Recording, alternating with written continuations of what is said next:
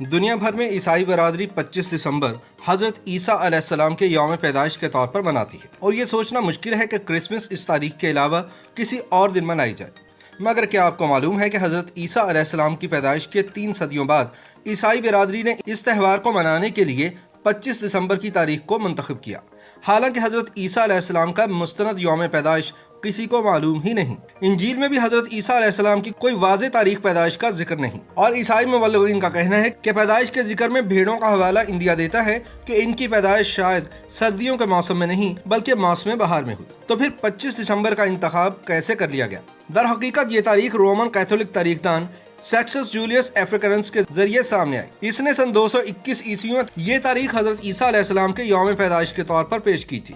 ابتدا میں عیسائی رہنما سالگرہ منانے کو کافرانہ روایت قرار دیتے تھے، مگر ایسا بھی نہیں کہ وہ اسے اپنانے کے لیے تیار نہیں تھے۔ گریگوری تقویم کے مطابق 24 دسمبر کی رات سے کرسمس کی ابتدا ہوتی ہے اور یوں 25 دسمبر کی شام کو ختم ہوتی ہے، جبکہ جولین تقویم کے پیروکار اہل کلیسا کے ہاں 6 جنوری کی رات سے شروع ہو کر 7 جنوری کی شام کو ختم ہوتی ہے۔ گو کہ بائبل ولادت مسیح کی تاریخ کے ذکر سے یکسر خاموش ہے، تاہم آبائے کلیسا نے 325 عیسوی میں منعقدہ نیکیا کونسل میں اس تاریخ کو ولادت مسیح کا دن قرار دیا۔ یاد رہے کہ حضرت عیسیٰ علیہ السلام جس جگہ پیدا ہوئے اور پلے بڑھے وہ بت پرست رومیوں کے زیر اثر تھی، اور رومیوں نے ہی انہیں مسلوب کیا تھا۔ اس زمانے میں رومی سپر پاور کا درجہ رکھتے تھے اور وہاں علم و فن نے خاصی ترقی کی تھی اور تاریخ کی کتابیں لکھی جا رہی تھیں۔ 3 صدی میں رومن سلطنت نے ابھی عیسائیت کو اپنایا نہیں تھا۔